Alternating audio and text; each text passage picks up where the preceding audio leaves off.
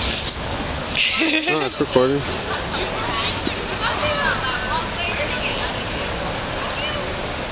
All right, so we're down here at Seattle Central Community College at Occupy Seattle, and we're down here with Maria Guillen of the POC Caucus and Cody, and they were on the ground at the action at Chase and subsequent action at Sheraton, and they're going to tell us what really happened from a not mass media perspective. Okay, so Wednesday, we began with a rally here at 1 p.m. And it was mostly composed of a lot of the people that have been camping here since we moved here on Saturday, and some of the students here from Seattle Central Community College.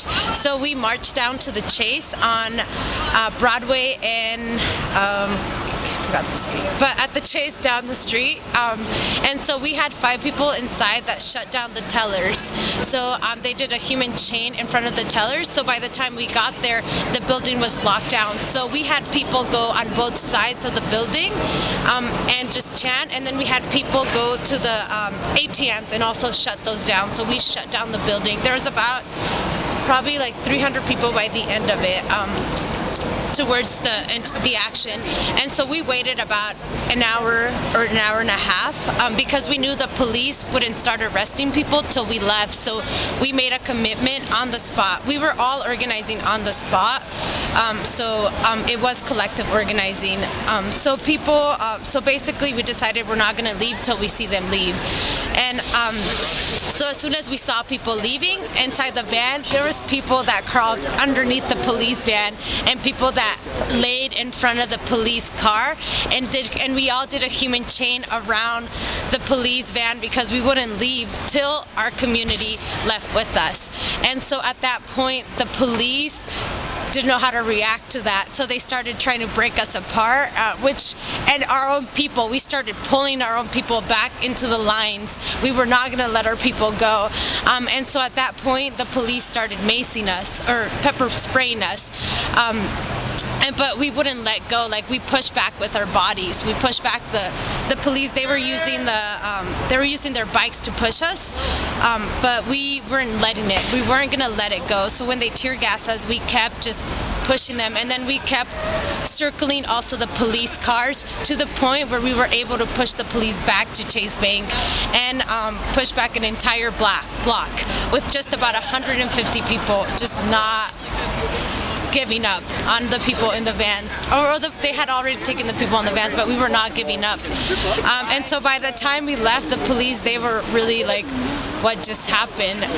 But we came back to the camp for a few minutes, and then we marched all the way downtown for the second part of our action. So the morning action, and for a lot of us, it set the tone for this is how we need to be if we're gonna say hi to if we're gonna actually do a citizen's arrest, which was something we randomly were like, let's just do a citizen's arrest, on Jamie Dimon, he needs to go. Like, why is he in Seattle? We don't give a fuck about him. Real quick, who is Jamie Dimon? Jamie Dimon is the CEO of Chase, so he's from the 1%, he's the 1%, if that makes sense. Like, so we basically showed up to and decided that we were gonna do 2 rows of people just human chain in the entrance. And at that point we realized there was multiple entrances, so we started getting people to all the other entrances and just doing a human chain around the building. So eventually, within an hour, we had blocked all the major doors and also blocked the other doors around the building. So we had a lookout for the entire building. And at that point, the police started getting really confrontational with us, and they started pushing with their bikes, and eventually... Yeah, I was actually just standing on the south side entrance to the Sheraton where the speaking event was happening, the same building where we were blocking all the entrances, and in order to try to actually perform the citizen's arrest, not letting this guy leave the building without going through us so we could arrest him, right? Well, so I'm on the south side entrance, and I notice a bunch of people are blocking that entrance. And now I had just been further up at another entrance where this restaurant was, and then noticed all the police that I was watching up there going down the side.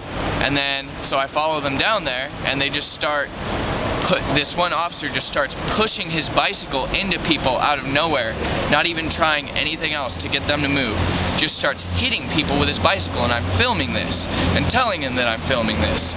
And then, however long into that, I'm just filming with my camera, and I get maced in the eyes. And from what I gathered, police don't like it when you're filming police brutality, so they will make you a victim of brutality. It's all on CNN. Yeah. It is. It's true. It is. And so eventually we knew that there was another exit where Dimon could leave from. So what some folks did, where the motorcade was. Where the motorcade was, so to block the people from leaving the city from that area of going into I-5. So people did. We did a double human chain around the road, and at that point the SWAT team, or not the SWAT team, they showed up later, but the riot police started pulling people apart.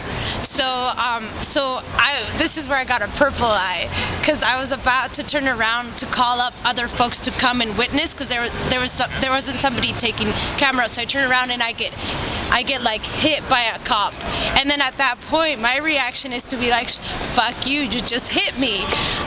And so I didn't get a chance to see who did this, but it was the police.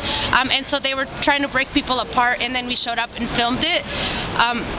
And eventually what was happening on 6th and Pine, right? 6th and Pine, we shut down that entire street. The police had pushed people from the other locations to 6th and Pine. And there was two lines, like the police, they were in the middle of the street, and then there was people on both sides. And eventually Dimon left, and then we marched back. But for us, that was a success because we scared the police. There is no doubt about it that we are organizing among ourselves. Like I saw in the news that they're like, Occupy Seattle becomes a mob. Yes, but we're organized. Like, we're an organized mob, and like we're only learning from this process. We're only learning from organizing with each other in the streets and developing in the streets trust among each other, and trust that we're not going to let any of our people be brutally arrested. And last night we voted consensus to get somebody out from that was in prison, and I think that's a step forward.